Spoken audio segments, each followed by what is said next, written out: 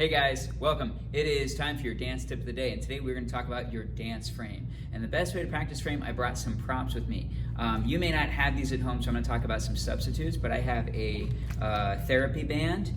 You can use a band. You can also use a big towel will work too for what I'm going to do. And the other one is I have a piece of conduit here, but you could use a broomstick, anything that supplements as a long stick, okay? So I'm going to put this down. And what I'm going to do first is when we think about dance frame, we always have to think about what muscles hold the frame, because we look at our frame as from the neck down the shoulder line to the elbow. That's what we want to see in a frame, so that if you're holding it, be it as a guy, a girl, or a guy, it's still the same elbow and neck setting, so we want to keep that in our minds, right? So what I like to do is I like to use this therapy band to kind of open up, these called pull-aparts, right? And what that does, it engages your back muscles, specifically, I forget the name of it, but they're right back here. And this is the muscle group that actually holds your frame in place and allows you to build better posture and a good dance frame. So by doing this, it kind of just gets them warmed up. You can also do it if you don't have one of these at home. If you take a towel and just get it as wide as you can so you can put a little pressure on it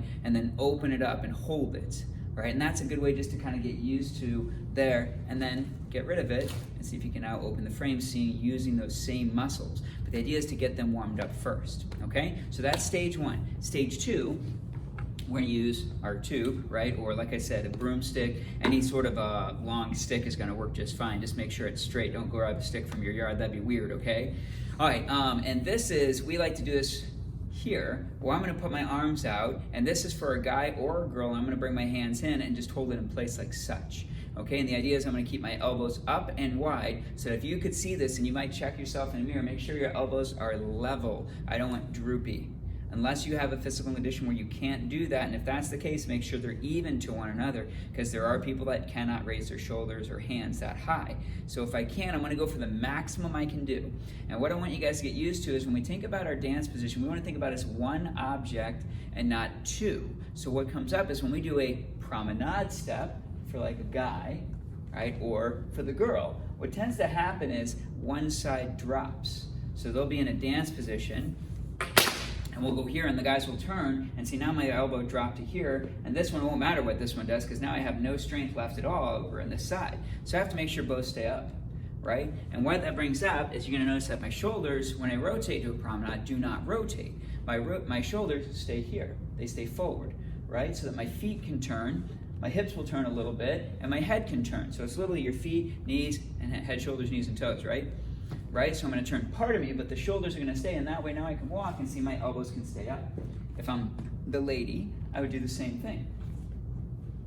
And this goes for waltz, foxtrot, tango, Viennese waltz, quick step, you name it. If you do a dance frame and you walk in promenade, it's going to work in those, right? So, idea, by the way, if you also don't have that, this works too, to help you get started with it, right? The next thing I want to get used to is rotating through your upper body while keeping your frame level. So if I were to not keep it level, it falls, right? And that happens a lot in our dance frames. So you'll hear us say a collapsed frame or a fallen frame, and that's what we're talking about as we dropped it. For those of you who are a little more advanced and do a step called a twinkle, right, this comes up that if I'm going to scoot back so you can see, if I do my twinkle, I don't want to do this because it's going to fall out, right? I have to keep my elbows level to the floor.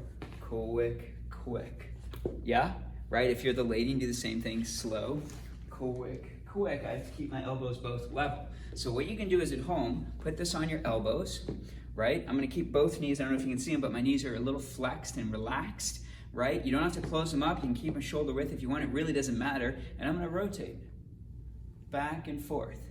This helps me develop how my upper body moves and turns while I'm dancing. You're gonna notice why the knees are flexed is because in smooth dancing, for those of you who are taking lessons, we always talk about your knees staying flexed. We do not straighten our legs because that locks things up. We want our knees always flexed and relaxed. That way we can move and add flexibility and movement to our dance. So I hope you guys like this. That is your tip of the day. I hope you're practicing. We're gonna see you guys really soon. We cannot wait. May 4th, we will be opening. So may the 4th be with you, and we'll see you soon.